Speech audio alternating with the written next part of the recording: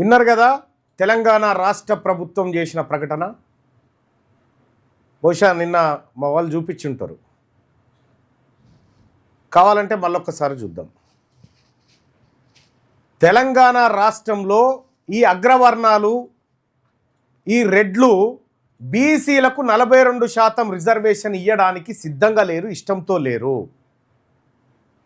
కాబట్టే BC reservation బిల్లును చెత్తబుట్టల పాలయ్యేటట్టు చేసిరు. నేను బిల్లు పెట్టినప్పటి నుంచి చెప్తా ఉన్నా ఇలా మోసం అంతా. నేను దిక్కు ఈ బిల్లు ద్వారా రాదురా నాయనా, వీళ్ళు బిల్లు సరిగా పెట్టలేదు, వీళ్ళు డెడికేట్ కమిషన్ రిపోర్ట్ ఇవ్వలేదు, సభకు సమర్పించలేదు, సభలో కులగన్ల లెక్కలు పెట్టలేదు, ఇది నిలబడదు ఎక్కడ అని చెప్పి బల్లా గుద్ది వాదిస్తే ఆ రోజు తీన్మార్ మల్లన్న గట్లే అంటాడా, మేము ఉన్నాం కదా పాలాభిషేకాలు చేస్తాను అని చెప్పి చదువుకున్నోడు చదువురానోడు కూడా పోయి రేవంత్ రెడ్డి దగ్గర కూర్చుడు, పూల గుత్తులు ఇచ్చుడు, పాలాభిషేకాలు చేసుడు. పాలాభిషేకాలు చేసి వచ్చిరు. ఇప్పుడు మేధావులని తిరుగుతున్న వాళ్ళు పాలాభిషేకాలు చేసి పుష్పగుచ్చాలు ఇచ్చి రాదురా ఇది మోసం చేయకుర్రా బీసీ జనాన్ని, మీ పదవుల కోసం మీరు జేబులలో బయోడేటాలు పెట్టుకొని తిరుగుకుంటా మోసం చేయకుర్రా బీసీలను, నాశనం అయిపోతారా అనవసరంగా అని చెప్పిన అయినా ఇండ్లే చేసిరు. ఆ తర్వాత పరిణామం ఏమైంది? ఇది కోర్టుల్లో నిలబడది, ఒకవేళ కోర్టుల్లో కనుక ఇది నిలబడితే నేను రాజీనామా చేసి రాజకీయ సన్యాసం తీసుకుంటా అని చెప్పిన. అప్పుడు కూడా ఇది జీవో నా వల్లనే వచ్చిందని ఒక ఆయన, జీవో ఇచ్చిన ముఖ్యమంత్రి గారికి ధన్యవాదాలని ఒక ఆయన, రకరకాలుగా బీసీ సమాజాన్ని మోసం చేయడానికి కంకణం కట్టుకొని తిరిగారు.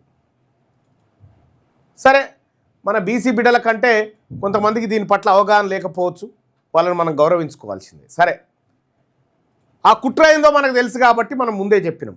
రాదు అని చెప్పిన ఈ జీవోను కొట్టేస్తుంది హైకోర్టు అని బల్ల గుద్ది తీర్పు రాకముందుకే చెప్పొచ్చిన ఇది నిలబడదు.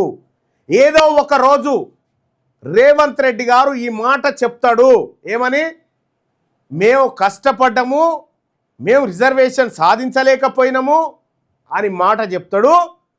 పార్టీ పరంగా 42% టికెట్లని చెప్తాడు అని చెప్పి నేను ఆ రోజే చెప్పిన.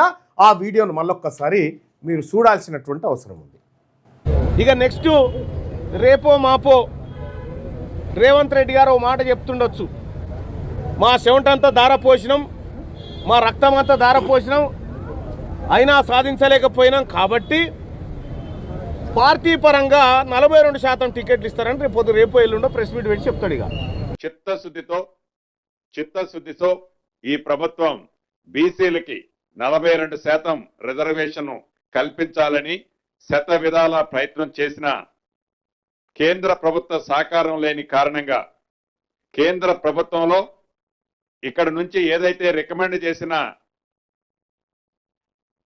ఫైలు రాష్ట్రపతి గారి దగ్గరే హోల్డ్ అయి ఉండటం కారణం చేత, కోర్టులలో కూడా ప్రభుత్వానికి వ్యతిరేకంగా నిర్ణయం వచ్చిన కారణం చేత రాష్ట్ర ప్రభుత్వం కోర్టులో ఫైట్ చేస్తూనే పార్టీ పరంగా బీసీ సోదరులకి 42% రిజర్వేషన్లో సీట్లు అలాట్ చేస్తూ మొదట గ్రామ పంచాయతీ ఎన్నికలు నిర్వహించాలని ఈ రోజు కేబినెట్ నిర్ణయించడం జరిగింది.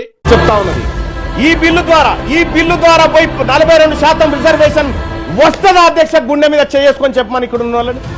ఇది సాధ్యమయ్యేదేనా? ఎంతవరకు సాధ్యమని చెప్పడం ఒకసారి ఆలోచన చేయండి అధ్యక్ష. ఇది ప్రజలను మభ్యపెట్టడానికి కాకపోతే దేనికోసం అధ్యక్ష? చూసిరు కదా, నేను ఏం చెప్పినో అదే ఇవాళ ఎండ్ రిజల్ట్. ఈ బీసీల పట్ల మంత్రి పొంగులేటి శ్రీనివాసరెడ్డి గారు మీరు ప్రెస్ మీట్లో చెప్పినారు కదా, చిత్తశుద్ధితో అని చెప్పి ఈ మాట చెప్పు మీ ముఖ్యమంత్రి రేవంత్ రెడ్డి గారికి. చిత్తశుద్ధితో మీకు రాజకీయ పుట్టగతులు లేకుండా చెయ్యకపోతే నా పేరు తీన్మార్ మల్లన్న కాదు. మీరు మా ప్రజల్ని 78 సంవత్సరాల నుంచి ఎట్లయితే మోసం చేసుకుంటూ వస్తున్నారో ఈరోజు కూడా మోసం చేయడానికి మీరు కంకణం కట్టుకున్నారు కదా. చెప్పండి, మీ వాళ్ళకి చెప్పండి, మిమ్మల్ని రాజకీయంగా సమాధి చేయకపోతే నా పేరు తీన్మార్ మల్లన్న కాదు. మిమ్మల్ని ఎక్కడ కూడా మీ దోసిళ్లలో ఒక్క ఓటు కూడా పడనీయకుండా చేయకపోతే నా పేరు తీన్మార్ మల్లన్న గారు. మేము దశాబ్దాలుగా వాటా కోసం పోరాటం చేస్తుంటే మీకు ఏ చిత్తశుద్ధి లేకుండానే ఈడబ్ల్యూఎస్ కోటా అమలైంది కదా. ఏ చిత్తశుద్ధి లేకుండానే ఏ కోర్టు అడ్డుకోలేదు కదా. అంటే పాలకునికి చిత్తశుద్ధి ఉండాలి. చిత్తశుద్ధి లేని దుర్మార్గులు దొంగలు వీళ్ళు. కాబట్టే ఇవాళ బీసీల పరిస్థితి ఇక్కడికి వచ్చింది. బీసీ ప్రజలారా, ఈ దొంగల ముఠ, ఈ దొంగ ప్రభుత్వం, ఈ దొంగ రెడ్డి ప్రభుత్వం మనకు న్యాయం చేయదు. బీసీలకు మనకు న్యాయం చేయదు. వీళ్ళను రాజకీయంగా ఖతం చేస్తేనే బీసీలకు మనుగడ. వీళ్ళను రాజకీయంగా ఖతం చేయాల్సిందే.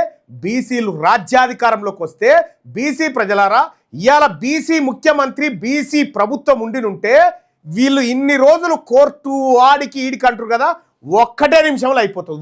వన్ మినిట్లో, ఒక్కటే నిమిషంలో దీన్ని పాస్ చేసి 42 కాదు 62% రిజర్వేషన్ బీసీలు తీసుకోవచ్చు.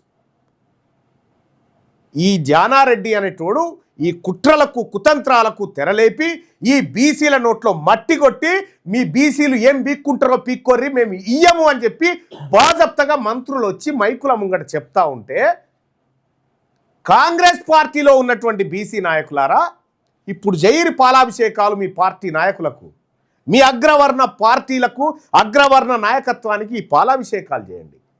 మహేష్ కుమార్ గౌడ్ గారు, మీరు బీసీల బిడ్డనే కదా, 42% రిజర్వేషన్ మేము ఇయ్యలేము అని చెప్పిండు నీ మంత్రి. నీవు బాజప్తగా నీ పదవికి రాజీనామా చేసి నువ్వు ఇచ్చిన మాట నిలబెట్టుకో. మీ నాయకుడు రాహుల్ గాంధీ 42% రిజర్వేషన్ ఇచ్చిన తర్వాతనే లోకల్ బాడీ ఎన్నికలకు పోతాం, ఇదే కదా మీరు చెప్పింది. ఏది మరి, ఏది? అయినా మహేష్ కుమార్ గౌడ్ గారు, ఈ ప్రకటన చూసిన తర్వాత అన్న మీకు ఏమన్నా షేమ్ అనిపిస్తలేదా?